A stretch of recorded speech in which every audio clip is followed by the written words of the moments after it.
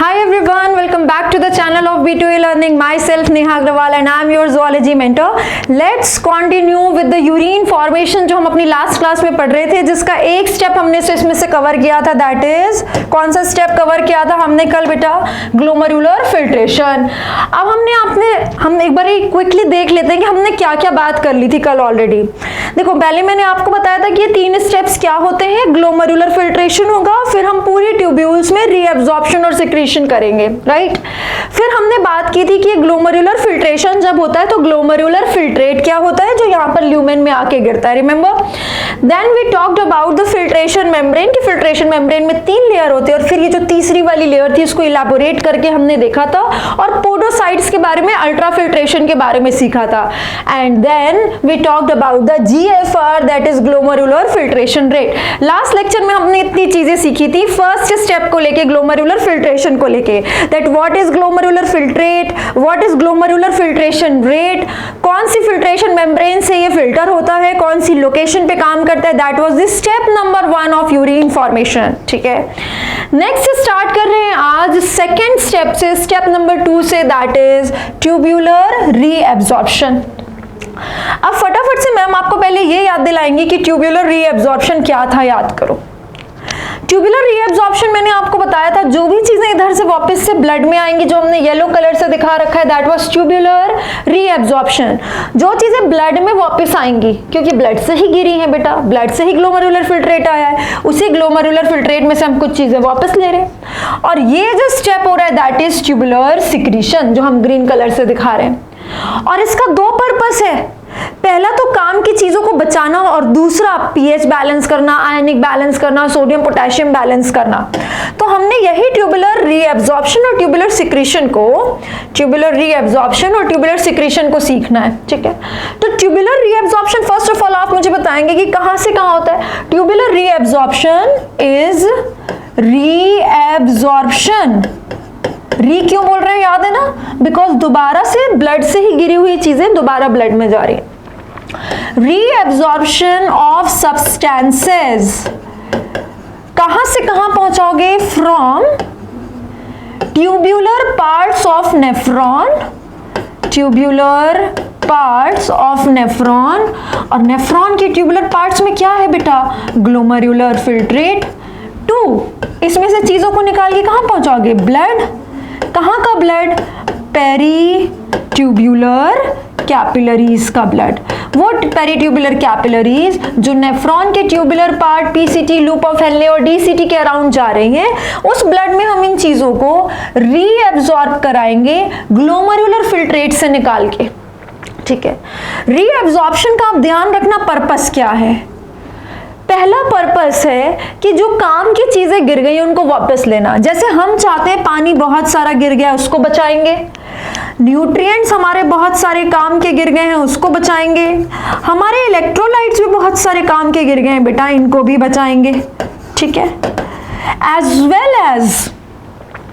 Well as दूसरा इसका important function है बैलेंसेस करना.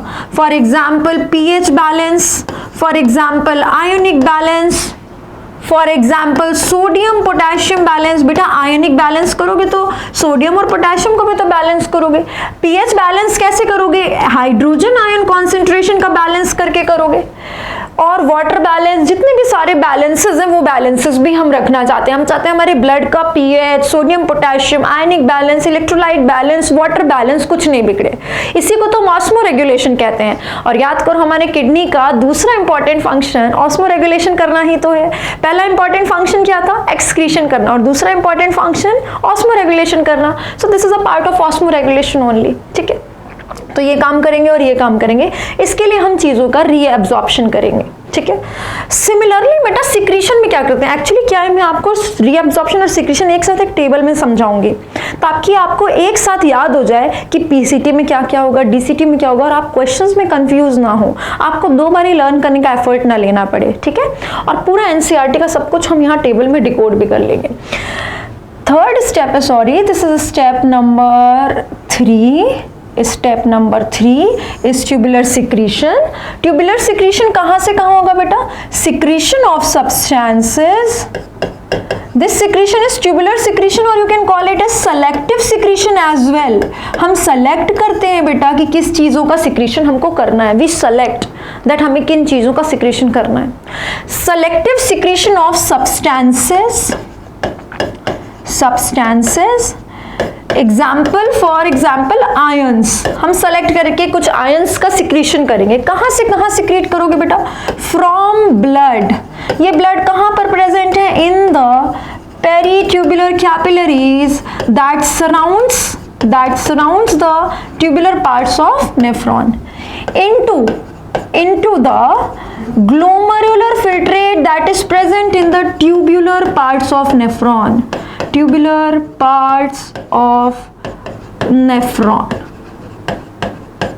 ठीक है। और ये सिक्रीशन का पर्पस आपको पता है क्या है? अरे भाई, जो चीजें काम की बचानी है वो तो एब्जॉर्प्शन में आएंगी। सिक्रीशन का पर्पस है बैलेंसेस। तो बैलेंसेस के लिए देखो, आप रीएब्जॉर्प्शन भी करते हो और सिक्रीशन भी करते हो। For example again pH balance, that is hydrogen ion balance. For example ionic balance, that is आपका sodium potassium balance for example. ये सारे बैलेंसेस के लिए आप क्या करते हैं? ट्यूबुलर सिक्रीशन करते हैं, ठीक है। तो हम ट्यूबुलर रीएब्जॉर्प्शन और ट्यूबुलर सिक्रीशन को एक साथ एक टेबल में सीखेंगे। देखो, एक टेबल बनाते हैं हम बेटा, जिसमें हम एक बार लिखते हैं पीसीटी, फिर पीसीटी के बाद क्या है? Descending limb of loop of Henley. तो फिर लिखते हैं descending limb of loop of Henley. उसके बाद आएगा बेटा ascending limb of loop of Henle, then we have DCT and the last we have collecting duct. I know collecting duct is not a part of single nephron. हमारी kidney का part जरूर है पर वो एक सिंगल नेफ्रॉन का part नहीं है। बट बेटा, चीज़ों का एक्सचेंज तो कलेक्टिंग डक्ट से भी होगा। तो हम तो सारा रीएब्जॉर्प्शन और सारा सिक्रीशन लिख रहे हैं कि ग्लोमेरुलर फिल्ट्रेशन होने के बाद जो glomerular filtrate lumen of Bowman's capsule में गिर गया है, उसमें से इन सारे पार्ट्स में क्या क्या चीजें रीअब्जॉर्ब होंगी और क्या क्या चीजें सिक्रेट होंगी, तभी तो कलेक्टिंग डक्ट में फाइनली जो बचेगा वो यूरिन होगा। यानी कि हम ग्लोमेरुलर फिल्ट्रेट जो बोमेन कैप्सूल में है पीसीटी के जस्ट पहले, वहां से लेकर यूरिन बनने तक का सफर देखने वाले हैं। ग्लोमेरुलर फिल्ट्रेट से यूरिन बनने तक का सफर देखने वाले हैं। जिस रास्ते में PCT, descending limb of loop of Henley, ascending limb of loop of Henley, DCT and collecting duct आएंगे और इनमें रीएब्जॉर्प्शन और सिक्रीशंस होंगी, ठीक है। तो ये हम एक टेबल के फॉर्म में अच्छी सी एक टेबल बनाएंगे, ठीक है। चलिए,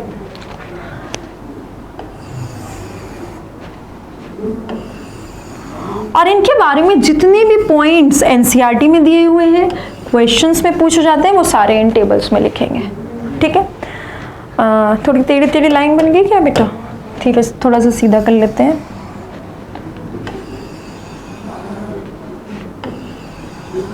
अभी ठीक है। चल,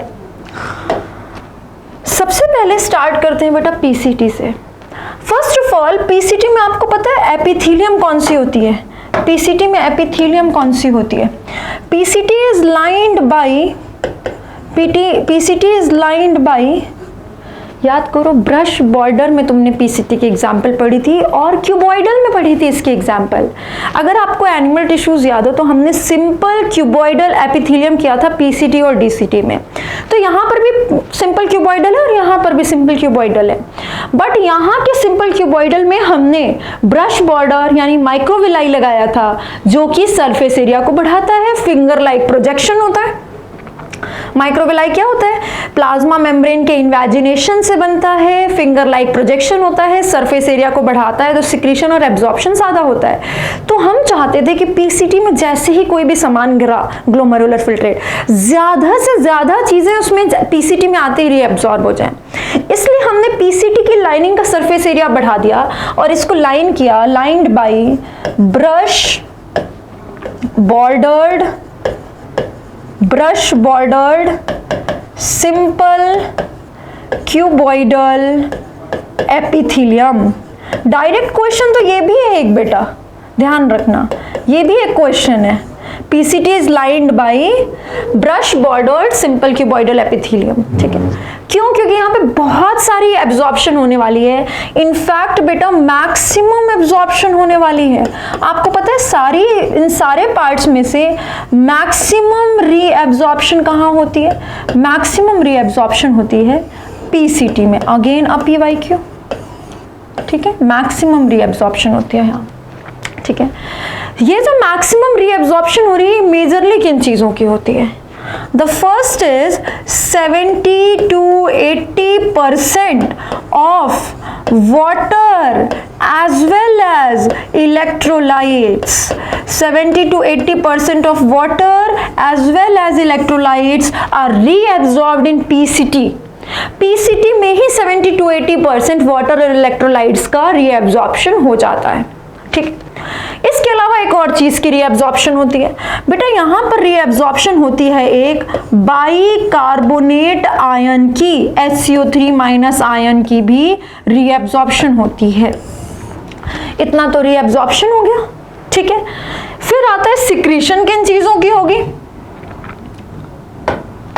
बेटा? पीसीटी में सिक्रीशन होती है H+, K+ और NH3, जो कि पानी में है, इसलिए किस फॉर्म में रहेगा? NH4+ की फॉर्म में। आप NH3 लिखो या और स्पेसिफिकली NH4+ लिख लो तो ज्यादा सही रहेगा, ठीक है।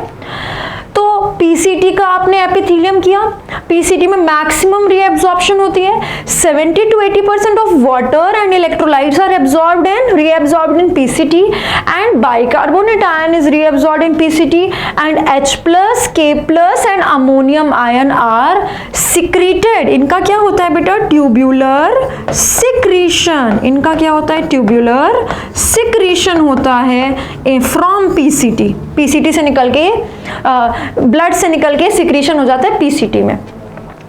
तो ग्लोमेरुलर फिल्ट्रेट पीसीटी में गिरा, हमने पानी निकाल के ब्लड में भेज दिया, इलेक्ट्रोलाइट 70 to 80% निकाल के ब्लड में भेज दिए, HCO3- ग्लोमेरुलर फिल्ट्रेट से निकाल के ब्लड में भेज दिया, और ब्लड से इधर यूरिन बनने वाले पार्ट में ग्लोमेरुलर फिल्ट्रेट में क्या निकाल के लाए हैं?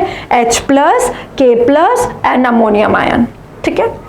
देखो बेटा और ध्यान से सुनो, इसमें से ये वाला काम तो हमको करना था पानी और न्यूट्रिएंट्स और आयंस और इलेक्ट्रोलाइट्स बचाने के लिए, और ये दोनों काम हमने किया है फॉर बैलेंसेस। किसके लिए किया है? बैलेंस बनाने के लिए, ठीक है। समझ रहे हो तुम बात को? मैंने तुमको दो काम बताया था, रीएब्जॉर्प्शन बताया था कि हमें जरूरत है रीएब्जॉर्प्शन करने की, और बैलेंसेस, और सिक्रीशन बताया था बैलेंसेस। तो पीसीटी में बाइकार्बोनेट का रीएब्जॉर्प्शन और H+, K+ और अमोनियम का सिक्रीशन, ये होता है बैलेंसेस के लिए, ठीक है। आते हैं नेक्स्ट पार्ट पे, descending limb of loop of Henley. इतनी चीजें तुमने बचा ली, अब बचा हुआ ग्लोमेरुलर फिल्ट्रेट किस में जा रहा है? Descending limb of loop of Henley में जा रहा है। तो descending limb of loop of Henle ने बोला कि भाई मैं अपनी दीवार से पानी को तो क्रॉस करने दूंगा, because I am permeable to water, I am permeable to water, पर मैं अपनी दीवार से सॉल्ट को बाहर नहीं निकलने दूंगा। My wall is impermeable to salt, my wall is impermeable. ये किसने बोला बेटा? Descending limb of loop of Henle ने बोला, इम्परमिएबल टू सॉल्ट्स। अब तुम खुद ही सोचो ना बेटा, किसी फ्लूइड में से पानी निकल जाएगा और उसका सॉल्ट नहीं निकलेगा। शिकंजी बनाते हैं ना अपन, उसमें तुम पानी कम कर दो और नमक चीनी जो भी घोला हुआ है उसमें वो रहने दो, पानी निकाल दोगे तो वो कॉन्सेंट्रेट हो जाएगा कि नहीं हो जाएगा? सिरप, वो जो भी लिक्विड होगा वो क्या होगा? कॉन्सेंट्रेट हो जाएगा। तो जैसे ही इतना काम होने के बाद चीजें descending limb of loop of Henley में पहुंची, उसमें से हमने पानी और बचा लिया, बचा के कहाँ भेज दिया? ब्लड में भेज दिया, लेकिन हम उसमें से सॉल्ट नहीं निकाल रहे, मतलब हमने उस ग्लोमेरुलर फिल्ट्रेट को और कॉन्सेंट्रेट कर दिया, ठीक है। And that is why we call descending limb as concentrating limb. क्या कहते हैं बेटा? कॉन्सेंट्रेटिंग लिम्ब है ये एक ऐसी लिम्ब है, एक ऐसी आर्म है जिसमें जो ग्लोमेरुलर फिल्ट्रेट आता है ये उसको कॉन्सेंट्रेट कर देता है, कॉन्सेंट्रेटिंग लिम्ब। और इस पूरे प्रोसेस से हमको फायदा क्या हुआ? इस पूरे प्रोसेस से हमको फायदा हुआ कि हमने पानी को बॉडी में बचाया, यानी it helps, descending limb of loop of Henley helps in concentrating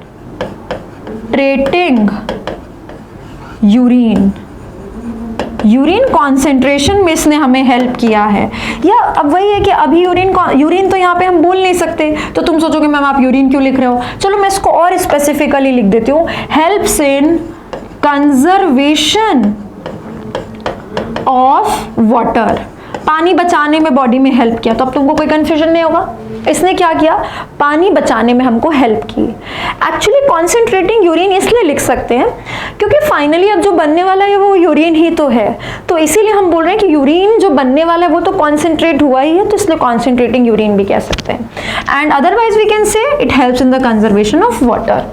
ठीक है, अब जो बचा हुआ फिल्ट्रेट है वो घूम के कहाँ जाएगा? Ascending limb of loop of Henley में जाएगा।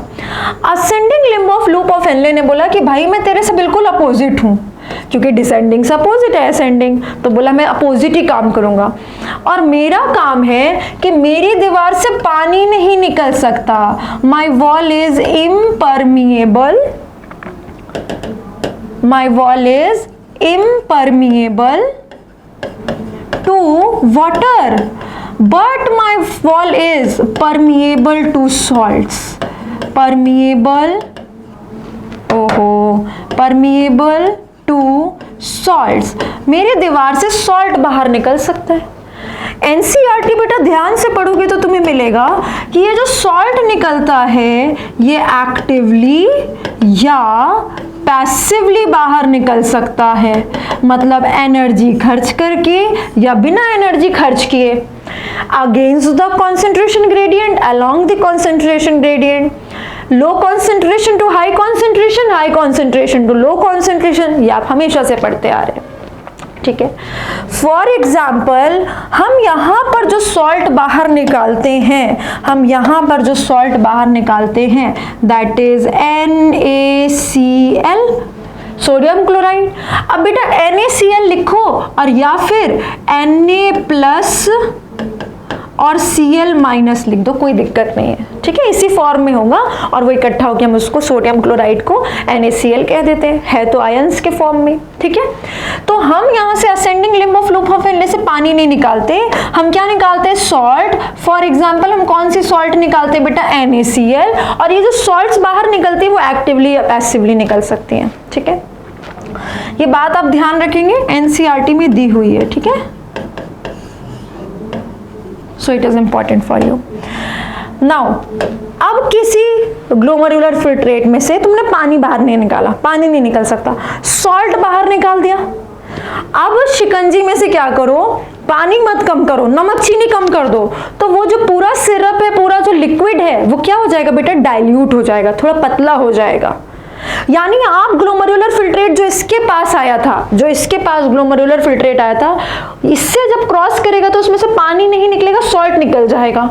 तो वो जो फिल्ट्रेट है जब इससे क्रॉस करेगा तो कैसा हो जाएगा? डाइल्यूट हो जाएगा। And that is why we call ascending limb of loop of Henle as diluting limb. कैसा लिम्ब है बेटा? डाइल्यूटिंग लिम्ब है। Every point is very important for you. ठीक, अब तुमने बोला कि मैम ये क्या बात हुई, क्या मजाक कर रहे हो हमारे साथ? पानी बचाया, फिर और कॉन्सेंट्रेट किया, बहुत अच्छी बात, हमको पानी बचाना है क्योंकि हम टेरेस्ट्रियल हैं, हमारी बॉडी में टेरेस्ट्रियल एडाप्टेशंस हुई हैं जिससे हम जमीन पर सर्वाइव कर सके। ठीक है, तो आपने पानी बचाया 70 to 80%, फिर और पानी बचाया और कॉन्सेंट्रेट किया, अब आप उसको फिर से डाइल्यूट कर रहे हो, क्या मजाक कर रहे हो? बेटा देखो, डाइल्यूट करने के दो तरीके हैं। एक तो मैंने पानी बचाया इसलिए कॉन्सेंट्रेट हुआ, फिर मैंने सॉल्ट निकाला इसलिए डाइल्यूट हुआ। उसमें जो आई थी चीज वो डाइल्यूट हुई है, ना कि मैंने जो पानी निकाला था उस पानी को इसमें डाल दिया। शिकंजी को डाइल्यूट करने के दो तरीके हैं। पहले मैंने शिकंजी में से पानी निकाल लिया था, अब मैंने उसमें से नमक निकाल लिया। ऐसा थोड़ी है बेटा कि जो पानी निकाला था वो वापस उसमें ऐड कर दिया। अरे मेरी बात समझ में, मैं आपके साथ मजाक तब करती अगर मैंने पहले उसमें से पानी निकाला और फिर वही पानी उसमें डाल दिया, तो तुम बोलोगे आपने यहाँ पे पानी निकाला ही क्यों था।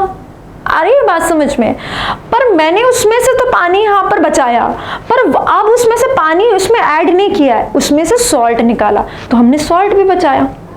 अच्छा, एक्चुअल में ये सॉल्ट बचाते नहीं है, बाहर जरूर निकालते हैं, अभी हम इसका फंक्शन करेंगे, तुम बिल्कुल परेशान मत हो। लेकिन क्योंकि इसके पास जो आया था उसमें से पानी निकाला तो वो कॉन्सेंट्रेट हुआ, क्योंकि इसके पास जो आया था उसमें से सॉल्ट निकाला तो जो इसके पास आया तो वो तो डाइल्यूट हुआ ना, इसलिए इसको डाइल्यूटिंग लिम्ब कहते हैं कि इस लिम्ब में स्टार्टिंग में जो सामान आया था वो अब निकलने से पहले, इस लिम्ब से निकलने से पहले डाइल्यूट हो गया है, क्योंकि हमने उसमें से सॉल्ट निकाल लिया। ठीक है, अब बेटा ये जो लिम्ब है ना, इसका मेन फंक्शन एक्चुअली ना इन पांचों में से इसका मिनिमम, जैसे बेटा इसका क्या ना मैक्सिमम, वैसे इसका मिनिमम रोल होता है रीएब्सॉर्प्शन में। ठीक है, it has minimum role in water conservation, it is least involve, क्योंकि पानी तो इससे बाहर निकल ही नहीं रहा ना बेटा, तो पानी कहाँ बचा रहा है, ये हमारी बॉडी में नहीं बचा रहा, तो यहां पर तुम बोलोगे मिनिमम रीएब्सॉर्प्शन होती है। इसी को एक लाइन में लिख लो, या तो of course minimum role in water conservation, सबसे कम इन्वॉल्व है यूरिन को रीएब्सॉर्ब करने में, यूरिन को कॉन्सेंट्रेट करने में, क्योंकि यहां पर पानी बाहर ही नहीं निकलता, तो यहां पर तुम क्या बोलोगे, मिनिमम रीएब्सॉर्प्शन होती है, मिनिमम रीएब्सॉर्प्शन। एनसीईआरटी की बात है ये। मिनिमम रीएब्सॉर्प्शन कहां पर होती है, ascending limb of loop of Henley में। ठीक है, अब ये जो ascending limb of loop of Henley फिर करता क्या है भाई, इतना मजाक क्यों कर रहा है। ये जो ascending limb of loop of Henley है बेटा, it is mainly involve in maintaining the osmolarity, घबराओ नहीं तुम वर्ड सुन के, अभी सब एक्सप्लेन करूंगी। Osmolarity of medullary interstitium, medullary interstitium. बेटा आप मुझे थोड़ा सा टाइम दीजिए इस टेबल को कंप्लीट करने का, फिर मैं आपको बताती हूँ ये मेडुलरी इंटरस्टिशियम क्या होता है, इसकी ऑस्मोलैरिटी क्या होती है, और उसको ascending limb of loop of Henley कैसे मेंटेन करता है।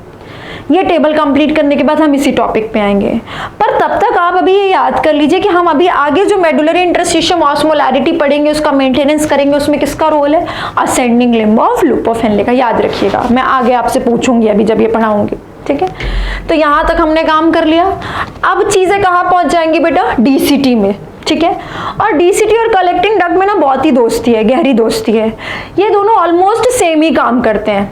ठीक है, एक नहीं पढ़ेगा तो दूसरा भी नहीं पढ़ेगा, तुम ही लोगों के जैसे, तो ये दोनों ऑलमोस्ट सेम काम करते हैं, तो थोड़ा थोड़ा तो डिफरेंस है इनमें, पर ऑलमोस्ट सेम काम करते हैं। दोनों बहुत ही आलसी हैं, बिल्कुल आपकी तरह।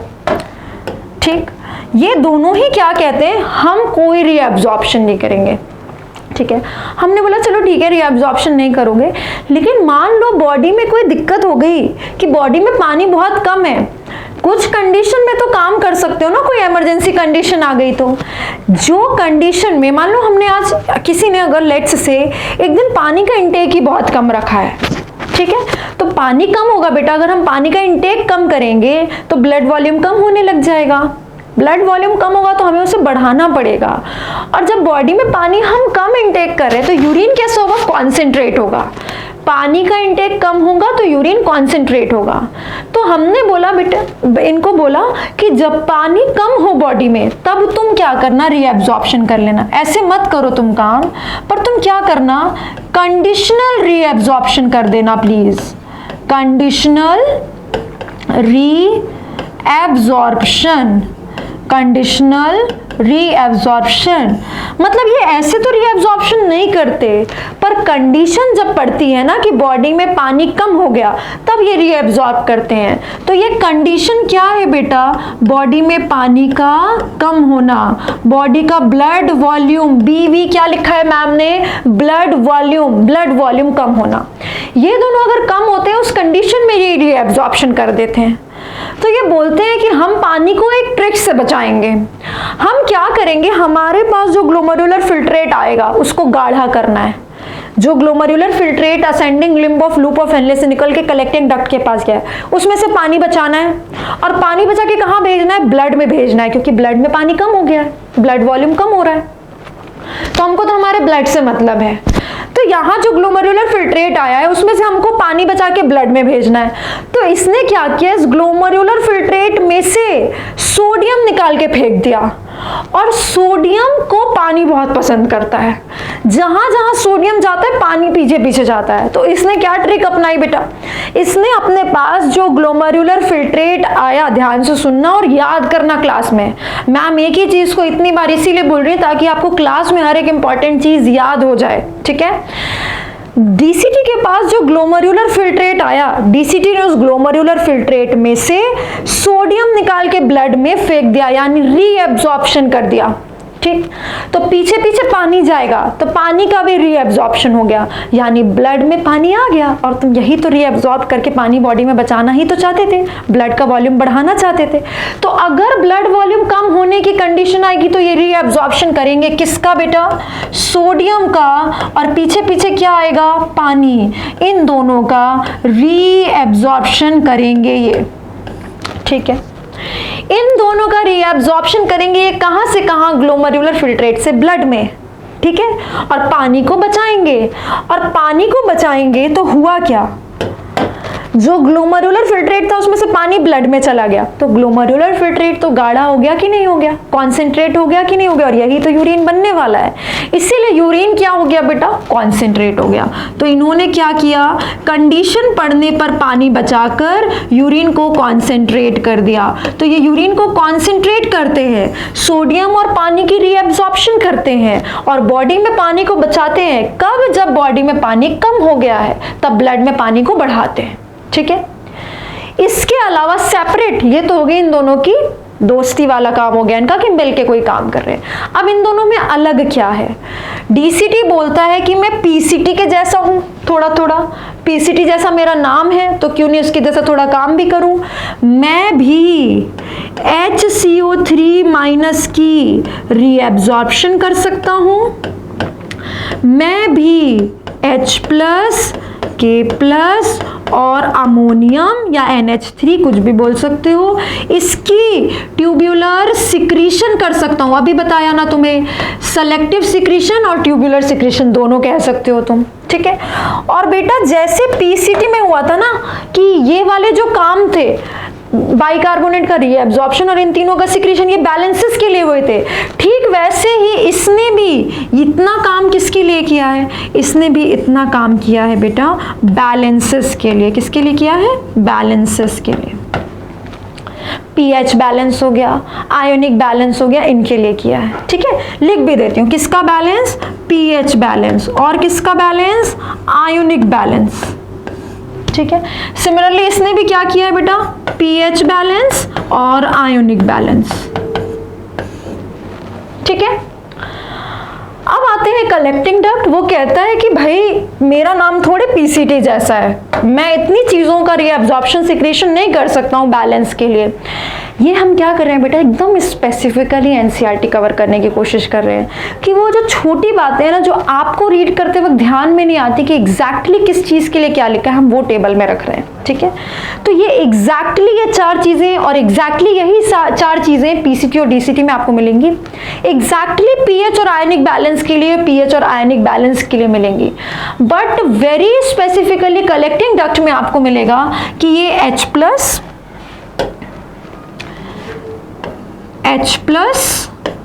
और K+ इन दोनों की ही सिक्रीशन कर पाता है, रीएब्जॉर्प्शन नहीं करता और अमोनियम की सिक्रीशन नहीं करता।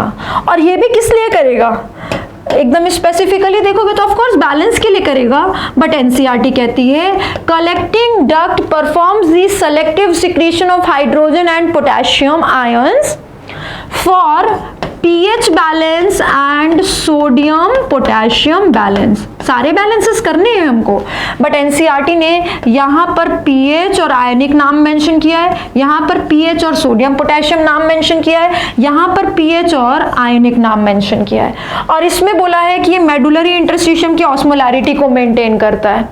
ठीक है, इसमें बोला है कि ये कंजर्वेशन ऑफ वाटर को वाटर को कंजर्व करने में हेल्प करता है। ठीक है, फिर ये सॉल्ट्स एक्टिव या पैसिव रीएब्जॉर्ब हो सकते हैं। यहाँ पर कंडीशनल रीएब्जॉर्प्शन होती है किसकी सोडियम और पानी की। एंड एक चीज जो यहाँ पर टेबल में हम भरना भूल गए हैं कि ये जैसे क्यूबॉइडल एपिथेलियम से लाइंड है पीसीटी, वैसे ही डीसीटी भी किससे लाइंड होता है बेटा?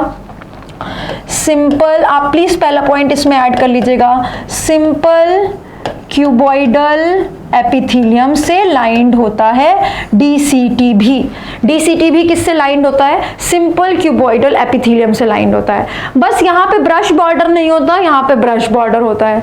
यहाँ पे माइक्रोविलाई नहीं होता, यहाँ माइक्रोविलाई होता है। यहाँ पे हम सरफेस एरिया नहीं बढ़ाते हैं क्योंकि इसको तो कभी कभी काम करना है। यहाँ सरफेस एरिया बढ़ाते हैं बिकॉज यहाँ पे 70 to 80% वाटर एंड इलेक्ट्रोलाइट का रीअब्जॉर्प्शन कराना है, यानी कि मैक्सिमम रीअब्जॉर्प्शन कराना है। ठीक है, और यहां पर होता है बेटा मिनिमम रीअब्जॉर्प्शन, ये लीस्ट इन्वॉल्व होता है वाटर के रीअब्जॉर्प्शन में।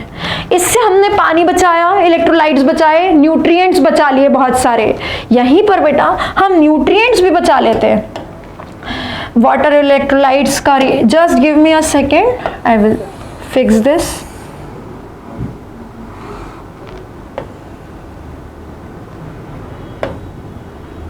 देखो, पानी और इलेक्ट्रोलाइट्स को तो 70 to 80% तुमने रीअब्जॉर्प्शन किया, साथ में तुमने बेटा यहाँ पर न्यूट्रिएंट्स का भी रीअब्जॉर्प्शन किया। जो काम के न्यूट्रिएंट्स गिर गए थे, like glucose, like amino acid etcetera. ठीक है, न्यूट्रिएंट्स का भी रीअब्जॉर्प्शन किया है। तो यहाँ पर बहुत सारी चीजें तुमने बचाई हैं यहाँ पर, और ये तुमने बैलेंसेस के लिए किया है। ठीक है,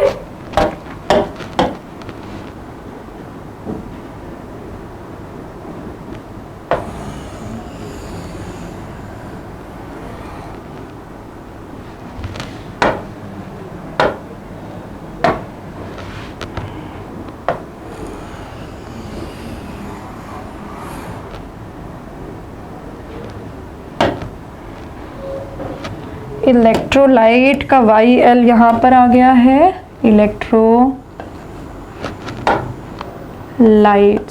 ठीक है, डन। ये तुमने बैलेंसेस के लिए किया है, ये बैलेंस उठा के नीचे रख देते हैं। डन, ठीक है, सॉर्टेड। सो दिस हमने ये क्या किया बेटा, एक ही टेबल में सीखा है कहाँ कहाँ पर क्या क्या रीअब्जॉर्प्शन होती है, मैक्सिमम, मिनिमम, कहाँ कहाँ पर क्या क्या काम हो रहा है रीअब्जॉर्प्शन का या फिर बैलेंसेस का, कौन सा कॉन्सेंट्रेटिंग लिम्ब है, कौन सा डाइल्यूटिंग लिम्ब है, कौन परमिएबल है किस चीज़ के लिए, कौन सा किस चीज़ के लिए इम्परमिएबल है, कहाँ कंडीशनल रीअब्जॉर्प्शन होती है। एंड ट्रस्ट में अगर आप इस टेबल को बहुत अच्छे से याद करते हो ना, तो इसमें एनसीईआरटी की बहुत छोटी डिटेल्स को कवर किया गया है, प्लस आपको एक ही टेबल में बताया जा रहा है किस चीज का कहाँ पे रीअब्जॉर्प्शन हो रहा है और कहाँ पे सिक्रीशन हो रहा है। So this we are done with the second and third step together, जो आपको एनसीईआरटी में एक अलग हेडिंग में भी मिलेगा, फंक्शंस ऑफ द ट्यूब्यूल्स, और एक एक करके सबका फंक्शन लिखा है। उस पूरे एनसीईआरटी के पैराग्राफ को मैंने एक टेबल में इनकलकेट किया है according to the previous year questions NCERT, और उसको एक टेबल में फॉर्म करके हमने एक साथ उसको याद करने की कोशिश की है। इसको याद करने के बाद आप एनसीईआरटी का पैराग्राफ पढ़ेंगे ना, आपको कंप्लीटली क्लियर होगा, एक भी पॉइंट में दिक्कत नहीं आएगी। ठीक है, Still if you have any doubt you can put that in comment section। ठीक है, इसके अलावा अब क्या है बेटा, ये हमने कवर किया है ट्यूबुलर रीअब्जॉर्प्शन एंड सिक्रीशन, ये कर लीजिए, आप स्क्रीनशॉट ले लीजिए। फिर नेक्स्ट क्लास में हम करते हैं कि यूरिन के कॉन्सेंट्रेट होने का मैकेनिज्म क्या है, that is counter current mechanism. You just take a screenshot.